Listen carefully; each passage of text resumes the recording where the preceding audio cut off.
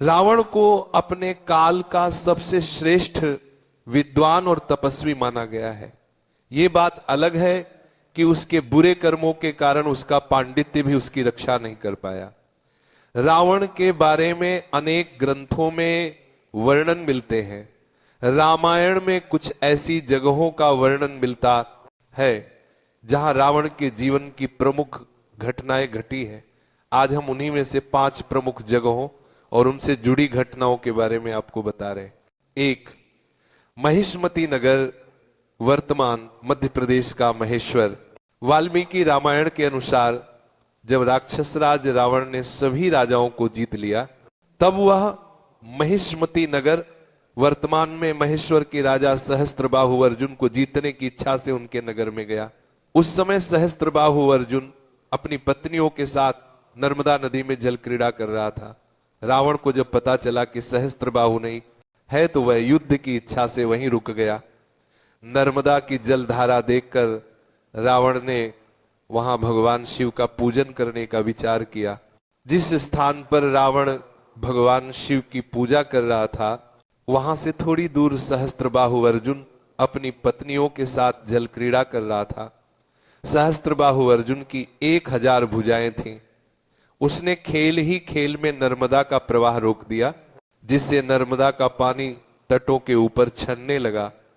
जिस स्थान पर रावण पूजा कर रहा था, वह भी नर्मदा के जल में डूब गया, नर्मदा में आई।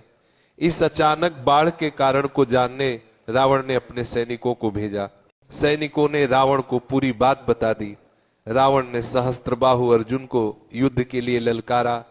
नर्मदा के तट पर ही रावण और सहस्त्रबाहु अर्जुन में भयंकर युद्ध हुआ। अंत में सहस्त्रबाहु अर्जुन ने रावण को बंदी बना लिया। जब ये बात रावण के पितामह दादा पुलस्त्य मुनि को पता चली, तो वे सहस्त्रबाहु अर्जुन के पास आए और रावण को छोड़ने के लिए निवेदन किया। सहस्त्रबाहु अर्जुन ने रावण को छोड़ दिया और उससे मित्रता कर ली। 2, बैद्यनाथ, वर्तमान झारखंड। शिव पुराण के अनुसार रावण भगवान शिव का भक्त था। उसने बहुत कठिन तपस्या की और एक एक करके अपने मस्तक भगवान शिव को अर्पित कर दिए। उसकी इस तपस्या से शंकर भगवान बहुत प्रसन्न हुए। उसके 10 सर भगवान ने फिर जोड़ दिए। रावण ने भगवान से वरदान के रूप में भगवान शिव को अपने साथ लंका चलने की बात कही। भगवान शिव ने रावण की बात मान ली, लेकिन रावण के सामने एक शर्त रखी। शर्त यह थी कि अगर रावण भगवान के शिवलिंग को रास्ते में कहीं भी जमीन पर रख देगा, तो भगवान शिव उसी जगह पर स्थापित हो जाएंगे। रावण ने भगवान शिव की शर्त मान ली और शिवलिंग को लेकर लंका की ओर जाने लगा। यह सूचना मिलते ही देवताओं में खलबली मच गई। यदि भगवान शिव लंका में स्थापित हो जाएंगे, तो लंका को हरा पाना किसी के लिए भी असंभव हो जाता। ऐसे में रावण को कोई भी नहीं हरा पाता। इस परेशानी का हल निकालने के लिए सब विष्णु भगवान के पास पहुंचे। सभी देवताओं ने भगवान विष्णु से किसी भी तरह रावण को शिवलिंग लंका ले जाने से रोकने की प्रार्थना की। देवताओं की प्रार्थना पर विष्णु भगवान एक ब्राह्मण का वेश धारण करके धरती पर चले आए। साथ ही वरुण देव ने रावण के पेट में प्रवेश किया। जैसे ही वरुण देव रावण के पेट में घुसे, रावण को बड़ी तीव्र लघु शंका लगी। लघु शंका करने के पहले रावण को शिवलिंग किसी के हाथ में देना था। तभी वहां से ब्राह्मण वेश में विष्णु भगवान गुजरे। रावण ने उन्हें थोड़ी देर शिवलिंग पकड़ने का आग्रह किया। वह खुद लघु शंका करने चला गया, लेकिन उसके पेट में तो वरुण देव घुसे हुए थे। रावण के बहुत देर तक न आने पर ब्राह्मण ने शिवलिंग को नीचे रख दिया। जैसे ही शिवलिंग नीचे स्थापित हुआ, वरुण देव रावण के पेट से निकल गए। रावण जब ब्राह्मण को देखने आया तो देखा कि शिवलिंग जमीन पर रखा हुआ है और ब्राह्मण जा चुका है। उसने शिवलिंग उठाने की कोशिश की, लेकिन शर्त के अनुसार भगवान शिव उसी जगह पर स्थापित हो गए थे। आखिर में क्रोधित होकर रावण ने शिवलिंग पर मुष्टि प्रहार किया, जिससे वह जमीन में धंस गया। बाद में रावण ने क्षमा मांगी। कहते हैं वह रोज लंका से शिव पूजा के लिए बैद्यनाथ आता था। जिस जगह ब्राह्मण ने शिवलिंग रखा, वहीं आज शंकर भगवान का मंदिर है, जिसे बैद्यनाथ धाम कहते हैं। 3, पंचवटी, वर्तमान नासिक। पंचवटी नासिक जिला महाराष्ट्र में गोदावरी नदी के निकट स्थित एक प्रसिद्ध पौराणिक स्थान है। यहां पर भगवान श्री राम, लक्ष्मण और सीता सहित अपने वनवास काल में काफी दिनों तक रहे थे। वाल्मीकि रामायण के अनुसार यहीं से लंका के राजा रावण ने माता सीता का हरण किया था। रावण ने मारीच नाम के राक्षस को सीता हरण की योजना में शामिल किया। उसने सोने के हिरण का रूप धारण किया। सीता जी उस पर मोहित हो गईं। सीता जी ने राम जी को उस हिरण को लाने को कहा।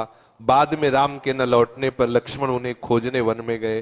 रावण साधु के वेश में आया और सीता जी का हरण करके ले गया।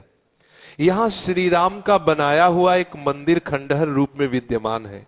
4 किष्किंधापुरी, वर्तमान कर्नाटक। एक बार रावण ने सुना कि किष्किंधापुरी का राजा बाली बड़ा बलवान और पराक्रमी है, तो वह उसके पास युद्ध करने के लिए जा पहुंचा।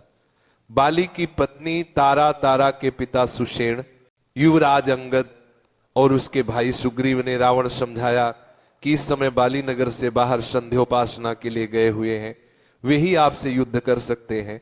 अन्य कोई वानर इतना पराक्रमी नहीं है जो आपके साथ युद्ध कर सके, इसलिए आप थोड़ी देर उनकी प्रतीक्षा करें। साथ ही सुग्रीव ने रावण को बाली की ताकत और क्षमता के बारे में बताया और दक्षिण के तट पर जाने को कहा, क्योंकि बाली वहीं पर था।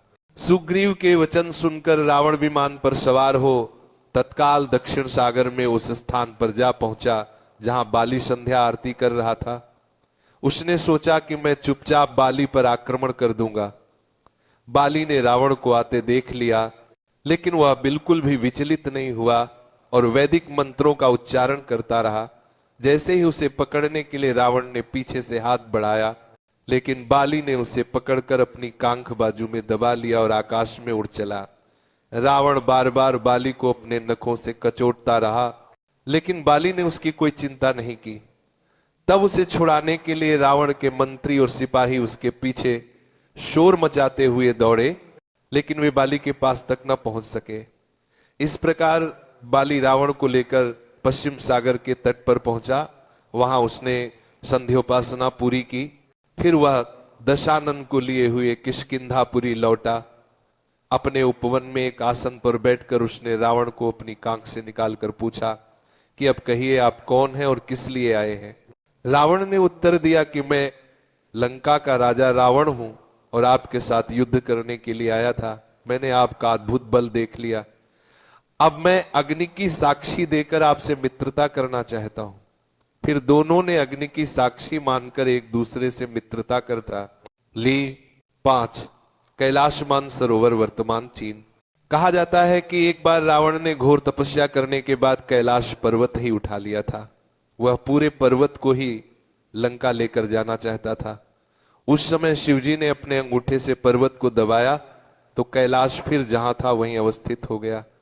शिव के अनन्य भक्त रावण का हाथ दब गया। तब वह अपनी भूल के लिए भगवान शिव से माफी मांगने लगा और उनकी स्तुति करने लगा। वही स्तुति आगे चलकर शिव तांडव स्रोत कहलाई। कैलाश मानसरोवर पर रावण के कई वर्षों तक तप करने का वर्णन भी ग्रंथों में मिलता है।